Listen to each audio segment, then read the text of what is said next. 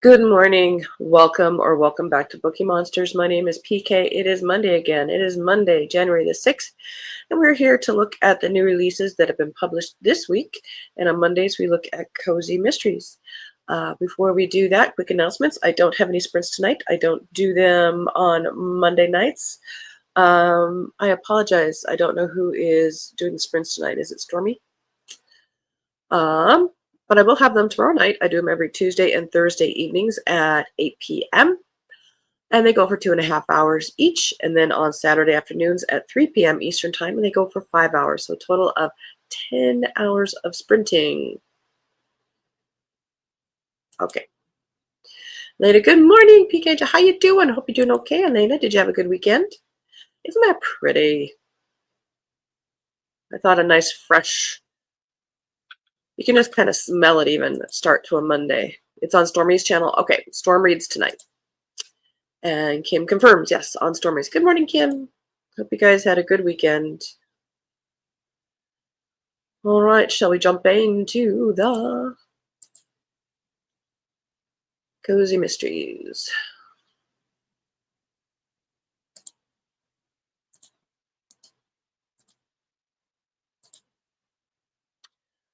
First up, one by Victoria Gilbert.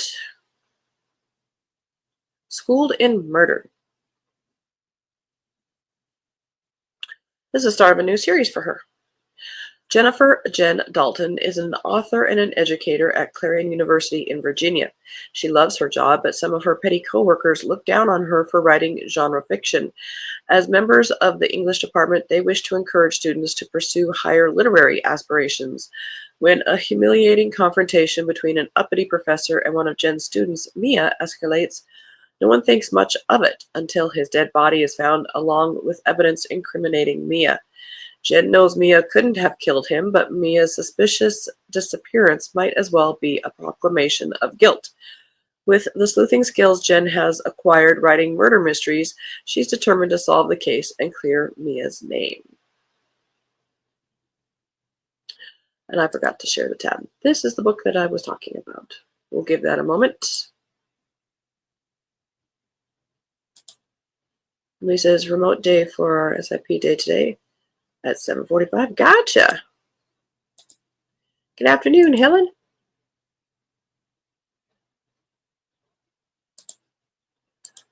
Well, winter is here. We got about 8 inches of snow. And I think it's supposed to be snowing now again.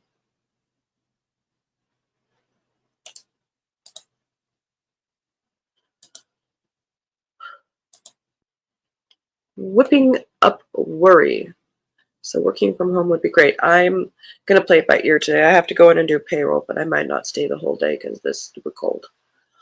Whipping Up Worry by Emmy Lynn, 8th in the Little Dog Diner series. April showers bring murder near the lighthouse flowers. A missing teenager shows up at Danny McKenzie's Seabreeze home on Blueberry Bay, but the runaway is too terrified to reveal anything about herself. The police, however, aren't the least bit shy when they arrive right behind her, searching for Claire. It seems the teen was hiding at the Kitty Point Lighthouse, exactly where a body was discovered. There's a long list of people who are happy this victim, the Misty Harbor town manager, is dead, but Claire's circumstances make her the prime suspect.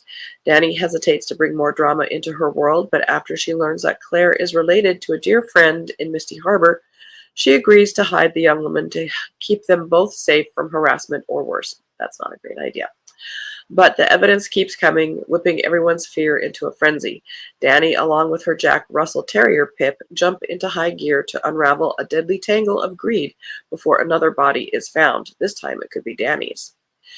Hiding her is a crime. And even if she is found innocent, you would be found guilty of harboring a fugitive.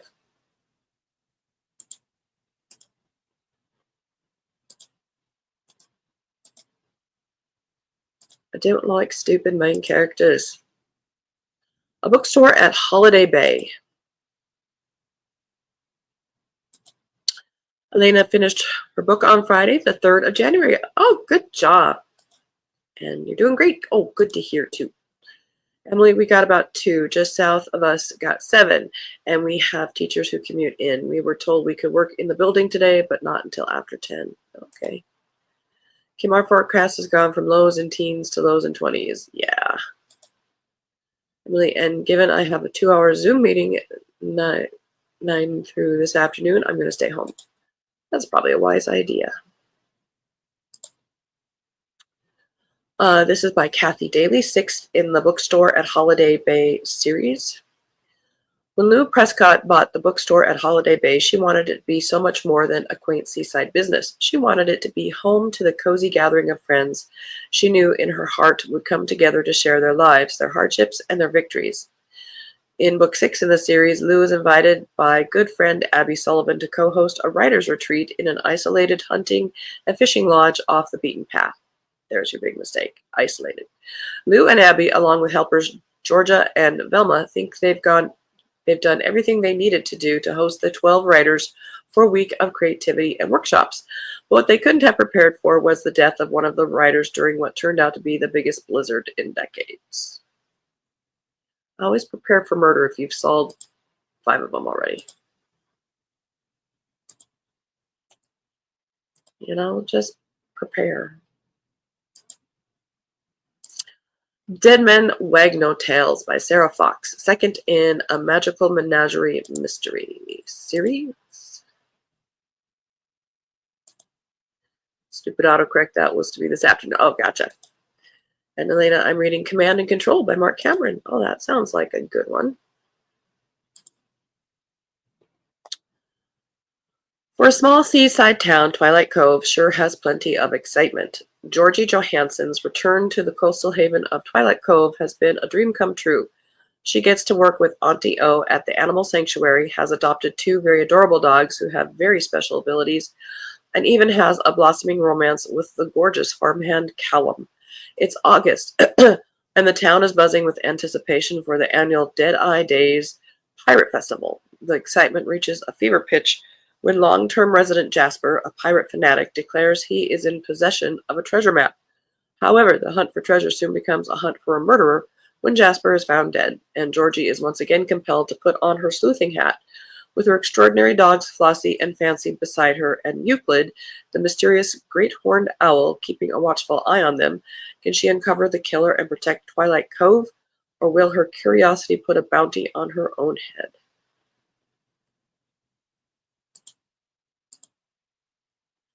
End of row 1.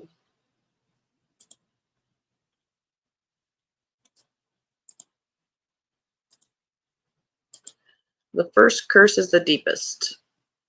A Return to Magic Cozy Mystery Book number 8 by Lily Harper Hart.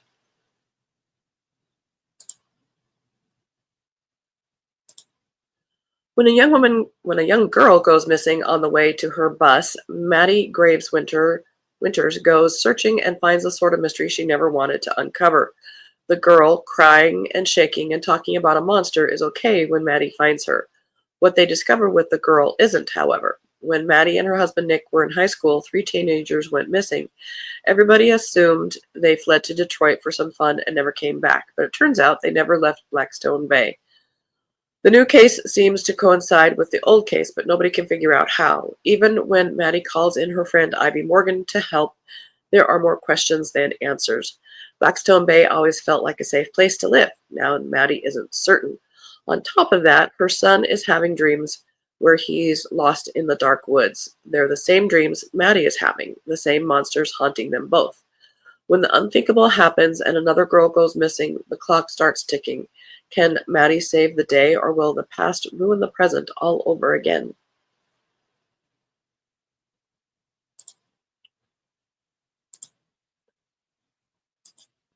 Oop. Now this, they could have come up with a better title. It just does not work for me. This is by Kelly Hashway, 23rd in the Piper Ashwell Psychic PI series. A watched corpse never decomposes. There had to be something better. Psychic PI Piper Ashwell is used to having visions, but when she starts seeing people who aren't seemingly alive or dead, she can't make any sense of it. And it only gets worse when she discovers these people are seeing she's seeing match the images of her husband, Detective Mitchell Brennan's missing persons cases. To make it worse, the victims are all big on social media, and channeling, introverted is Piper's channeling their energy, whatever. Trying to find out what happened to these people while not losing herself in the process may be more than Piper can handle. Somebody didn't read their own copy.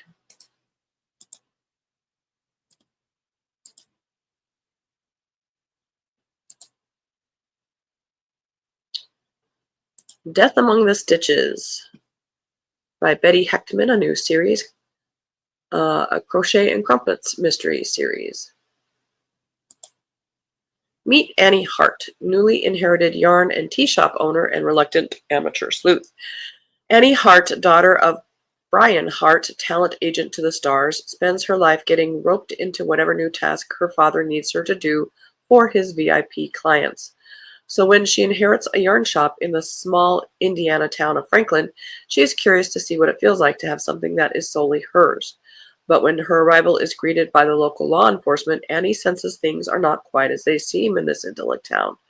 Everyone knows everybody in Franklin, yet when it comes to the death of the shop's previous owner, nobody seems sure of anything. Annie soon discovers that Eleanor Danton was in fact murdered, strangled with her own yarn. Invigorated by her need to find out the truth and feeling somehow at home with the friendly bunch of local yarn artists who frequent the shop, she sets out to find the killer. Much can be achieved over a cuppa and a yarn.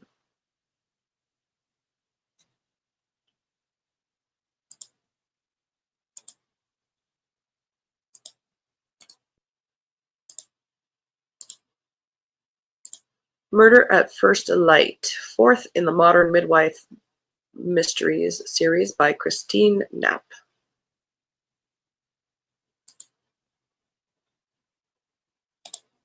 Kim says, I hate winter, stupid nosebleed. Oh, yeah, those are no fun. Life has calmed down for modern nurse midwife Maeve O'Reilly Kensington following her daughter's eventful arrival into the world. Her family has settled into a welcome routine, and Maeve is about to break new ground as the first faculty midwife at Rosemont College in the quaint New England town of Langford. Unfortunately, her tranquility is short-lived. During an early morning row on the bay, Maeve witnesses a jogger stumble out of Langford's iconic lighthouse, First Light, and collapse. He is later pronounced dead, and Maeve wonders if it was a natural death or foul play. First Light had rescued many in the past, but certainly didn't save this hapless soul. When Maeve and her indomitable sister Meg assist a young Irish nanny caught in the aftermath of the death, they land headfirst in the world of Langford's posh yummy mummies. Will the fearless M&Ms crack the case? Will Maeve adapt to the college world? Life in Langford carries on, with its usual mix of midwifery and murder.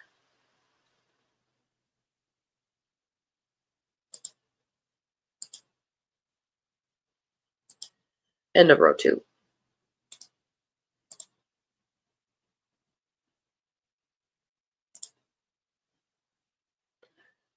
And it looks like this smarmy guy in the background just accidentally got in the photo. Better Luck Hex Time by Amanda M. Lee, 15th in A Moonstone Bay Cozy Mysteries. Moonstone Bay is in a tizzy.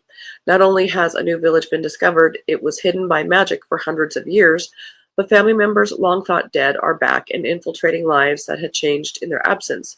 It is not all smooth sailing. Hadley Hunter is trying to keep things under wraps, but she's as excited to explore the village as anybody. There's just one problem. How did a body make it into the village when it was magically warded to keep people out? A local shifter is dead, and Hadley and her merry band of paranormal powerhouses are on the case. She thought the village had given up all of its mysteries. What if she was wrong, though? Hadley's dreams of being haunted, her future uncertain, her friends are in turmoil. Is it an old enemy coming back, or someone new, someone terrible on the horizon? Hadley is about to find out. She's not going to want to hear the answer. Nobody is.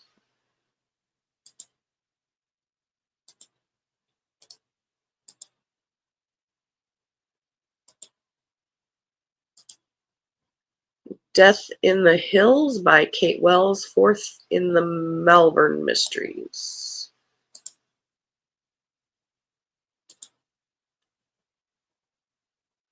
This is no peaceful walk in the countryside. When Jude Gray and D.I. Binny Katri join a local walking group, their expectations for a peaceful outing to the Malvern Hills takes a grim turn.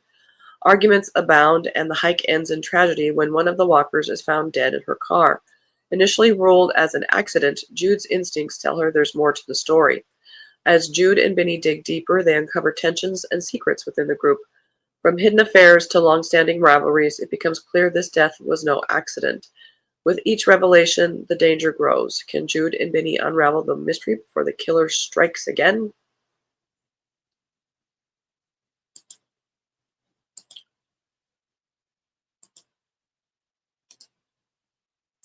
Next up, Retirement Can Be Deadly by Vicky Carroll, second in the Retirement Can Be Murder series.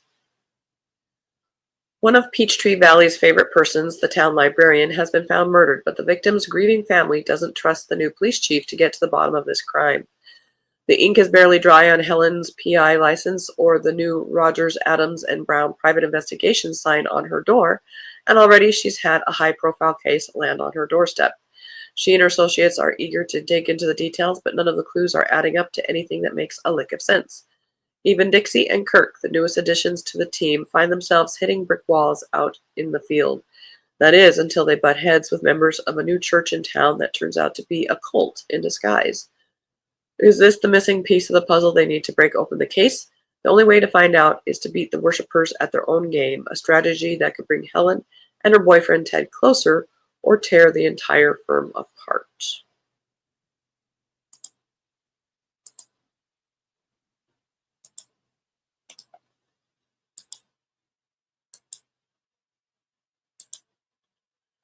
The Witch's Counsel by Adrian Trapp.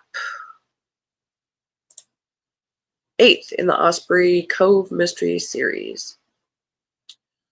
Maddie Moore finds herself drawn deeper into the mysterious inner workings of the powerful Witches' Council, a shadowy governing body in the magical world.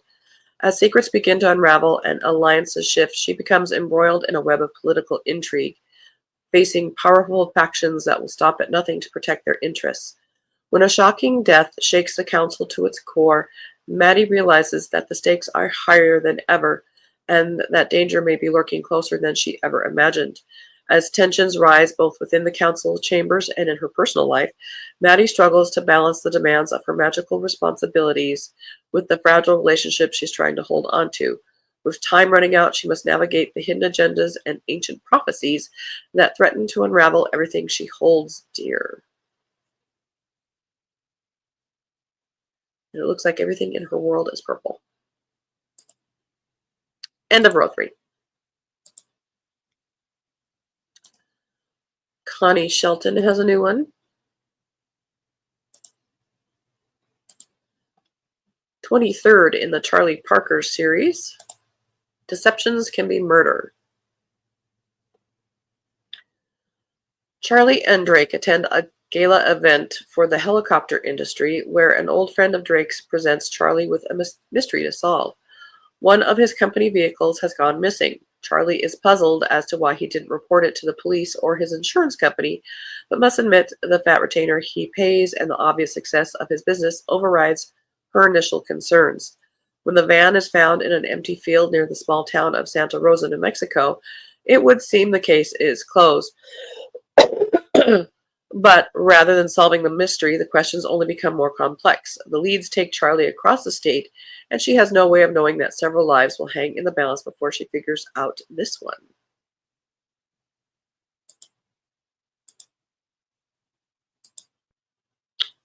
A Violent Vacation by Diane Harmon. 12th in the Ozarks Cozy Mystery series. Della Fox was looking forward to a long overdue vacation in the dazzling city of Las Vegas. A week away from her cozy antique shop and the quiet town of Clover seemed like the perfect escape.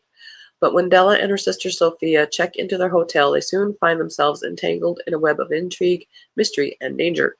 After a chance encounter with a distraught fellow guest, Harper, Della learns that Harper's boyfriend, Liam, has vanished without a trace. A professional poker player with rivals and secrets, Liam's disappearance raises more questions than answers. As Harper pleads for help, Della reluctantly agrees to investigate, turning her relaxing vacation into a high-stakes quest for the truth. With clues pointing to rivalries in the poker world, mysterious confrontations at a spa, and a local blogger who might hold key information, Della and Sophia must navigate the glitzy yet shadowy world of Las Vegas to uncover what happened to Liam. But in a city where secrets are currency and trust is hard to come by, finding the truth might be more dangerous than they ever imagined.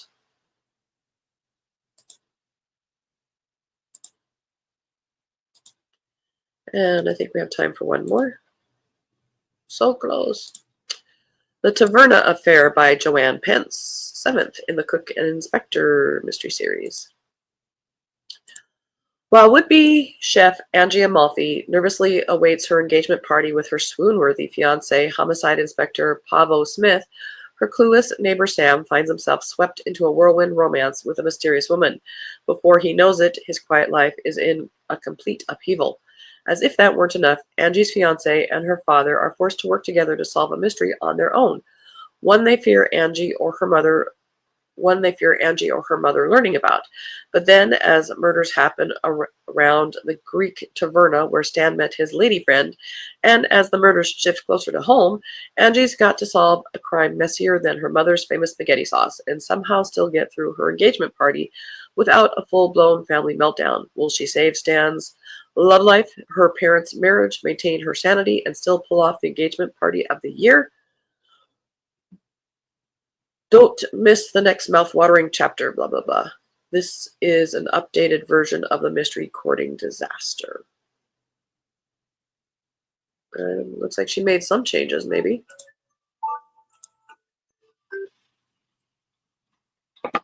Is that fair? I don't know if that's fair.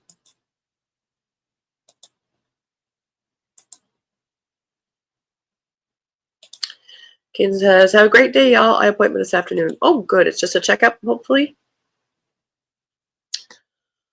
Alrighty. Again, I don't have any sprints on my channel. They are on Stormy's channel, Storm Reads. We will be looking at mysteries and thrillers tomorrow morning on the morning show. And our sprints are at 8 p.m. Eastern. I get here as quickly as I can, and with the snow and so forth. But we will have them tomorrow evening. Everybody stay safe.